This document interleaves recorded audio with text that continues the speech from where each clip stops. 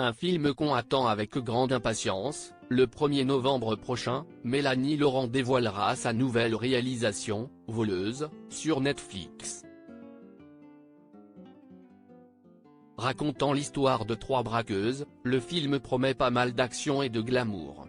Ce mardi 24 octobre, pour l'avant-première qui s'est déroulée à Paris, la réalisatrice-actrice et Adèle Exarchopoulos, sa comédienne principale, avait sorti le grand jeu, devant une foule d'invités plus chics les uns que les autres.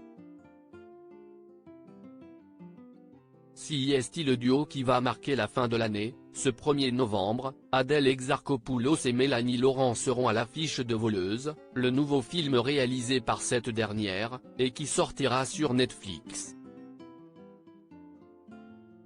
Très attendu depuis plusieurs mois, celui-ci est adapté de la bande dessinée La Grande Odalisque et raconte l'histoire d'un duo de braqueuses, qui, pour son dernier coup, va recruter une 3e jeune femme.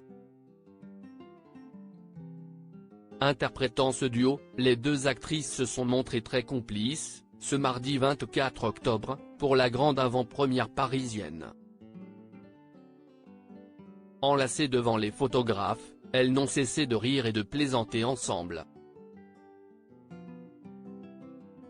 Rejointe par la jeune Manon Brèche, qui s'était fait connaître adolescente par ses rôles dans Clem et Plus belle la vie, mais qui joue surtout la 3e braqueuse à leur côté, elles étaient aussi particulièrement élégantes.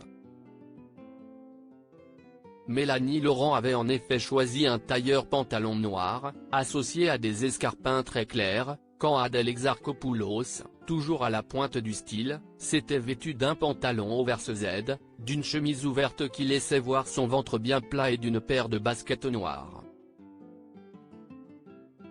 Les cheveux plaqués en arrière, la maman d'Ismaël était absolument sublime et rayonnante. Manon Brèche, à leur côté, a électrisé les photographes avec un polo jaune poussin.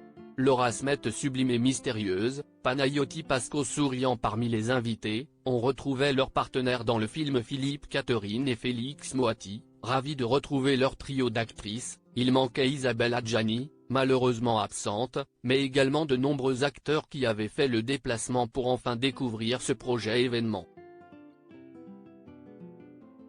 Manu Payet et Michel Larocque faisaient notamment partie de ceux qui avaient fait le déplacement.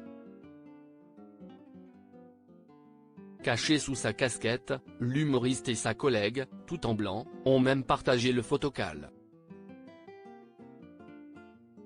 Ils y ont retrouvé un autre de leurs collègues, Panayotis Pasco, dont le livre fait un carton ces dernières semaines et qui était très souriant.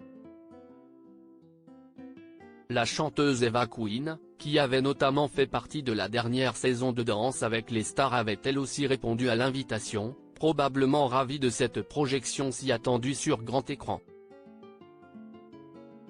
Enfin, Laura Smet, d'ordinaire plutôt rare dans ce genre d'événement, était venue pour assister à l'avant-première. Superbe, les cheveux lisses, la maman du petit Léo, 3 ans, était entièrement vêtue de noir et semblait ravie de cette petite soirée parisienne. On espère que le film leur a plu. En tout cas, pour vous faire votre avis, plus qu'une semaine à attendre, il sera sur Netflix ce mercredi prochain.